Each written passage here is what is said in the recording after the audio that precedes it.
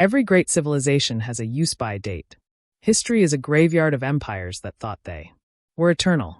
Rome fell in 476 AD, and while its influence lived on, the state itself shattered into a dozen different countries that eventually became France, Italy, and Spain. The Mongol Empire, the largest land empire in history, dissolved into separate khanates within a few generations. The British Empire, which once ruled the waves, eventually contracted back to its home island. But China is the outlier that breaks the rules of historical gravity. China hasn't just lasted 5,000 years. It has undergone a total societal collapse at least 8 times. We are talking about total system failure, events where the government vanished, the currency failed, foreign invaders took the throne, and millions died in the streets. By every law of history, Chinese civilization should have been buried alongside the Babylonians and the Aztecs. But it didn't stay down. Every single time China broke, it reassembled itself. It didn't just become a new country, it rebooted back into the exact same civilizational OS. It kept the same language, the same administrative logic, and the same borders. This raises a massive question for the 21st century. What structural features allow China to survive game over events that permanently ended every other major power?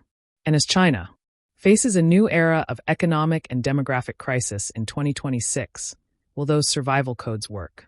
One more time. To understand why this is weird, you have to look at what happens to everyone else. When the Western Roman Empire fell, the idea of Rome died with it. Latin fragmented. The Roman legal system was replaced by Germanic tribal laws. The roads fell into disrepair, and the people stopped thinking of themselves as Romans. China followed a different trajectory. Let's look at the collapse of the Han Dynasty around 220 AD. The country didn't just have a bad year, it fractured into 3 warring states. The population plummeted by more than half through war and famine. Any outside observer at the time would have written China's obituary. Yet, nearly 350 years later, the Sui dynasty reunified the country. They didn't start from scratch. They used the same written language, the same Confucian philosophy, and largely the same governing structure that had existed centuries earlier.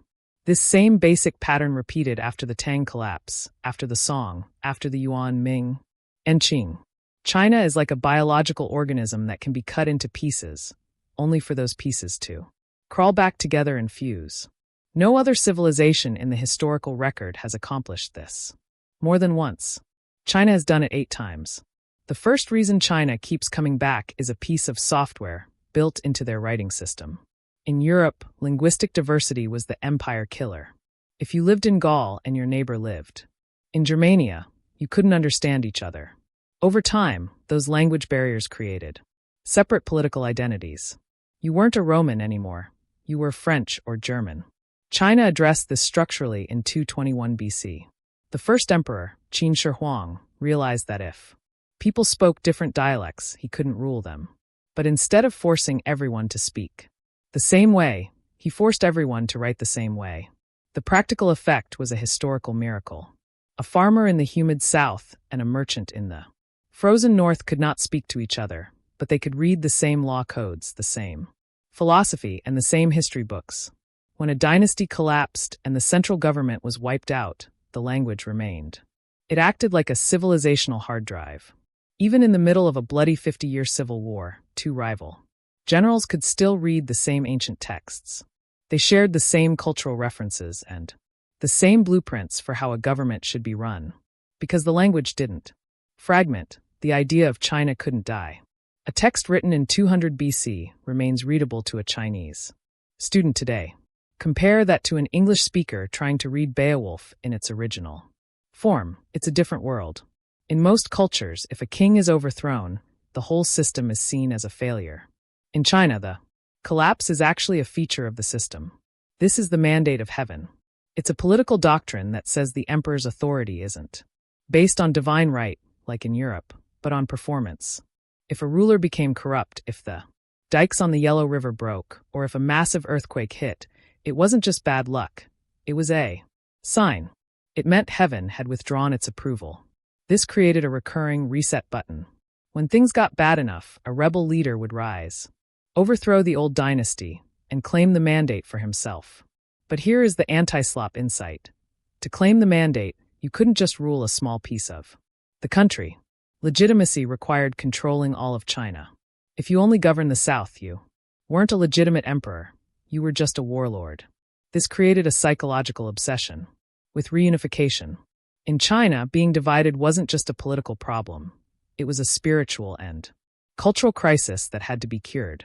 This is why even today the issue of territorial integrity, like Taiwan or Hong Kong, is treated with a level of intensity that many Westerners struggle to understand. It's not just about land, it's about the mandate. Emperors come and go. Armies win and lose. But the bureaucracy is forever. For over 1,000 years, China was run by the imperial examination system. This was the world's first meritocracy. To get a job in the government, you didn't need to be a duke's son, you had to pass a series of brutal exams on philosophy, history, and law. This produced a massive class of scholar officials spread across every province. These men were the operating system of China. When a dynasty fell and the capital was burned to the ground, these bureaucrats didn't just vanish. They stayed in their local villages. They knew how to collect taxes, how to manage irrigation, and how to keep the peace. This is what I call the civilizational kidnapping. When foreign invaders like the Mongols in the 1200s or the Manchus in the 1600s conquered China, they faced a problem. They knew how to win a war, but they had no idea how to run a country of 100 million people. They quickly realized that if they wanted to collect taxes and keep the empire from starving, they had to use the existing Chinese bureaucracy. Within a few generations, these foreign conquerors stopped acting like invaders and started acting like Chinese emperors. They adopted the language, the rituals, and the administration. The conquerors were essentially absorbed by the very civilization they thought they had. Every great civilization has a use-by date. History is a graveyard of empires that thought they were eternal.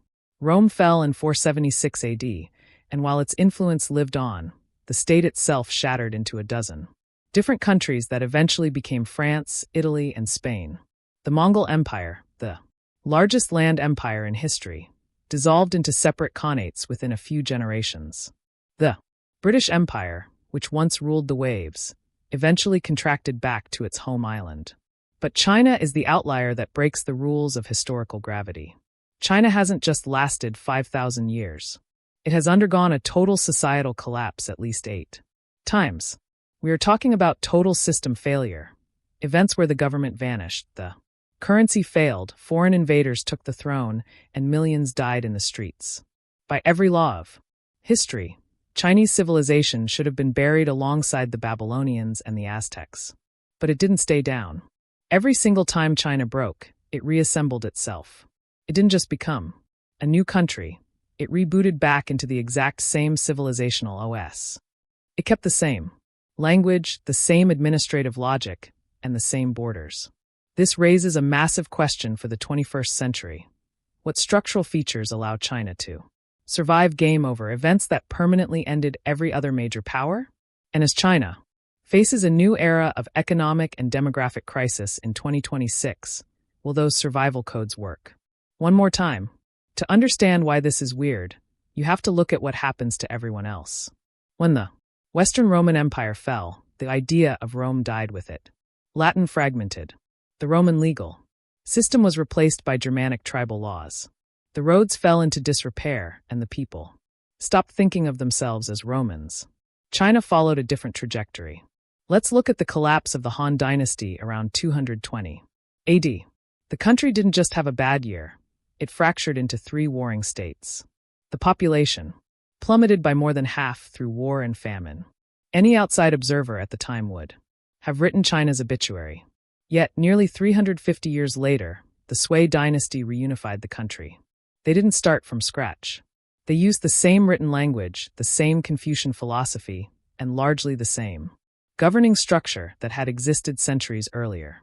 This same basic pattern repeated after the Tang collapse, after the Song, after the Yuan, Ming, and Qing.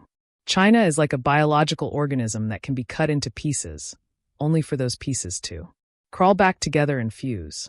No other civilization in the historical record has accomplished this. More than once.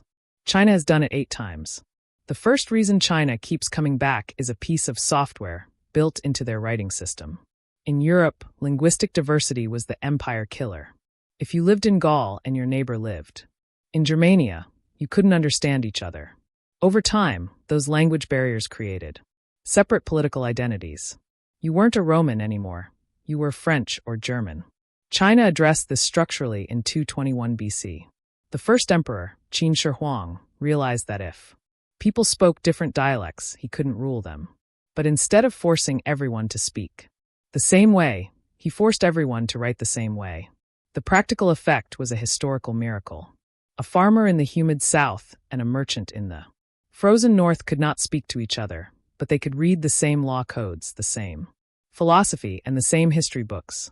When a dynasty collapsed and the central government was wiped out,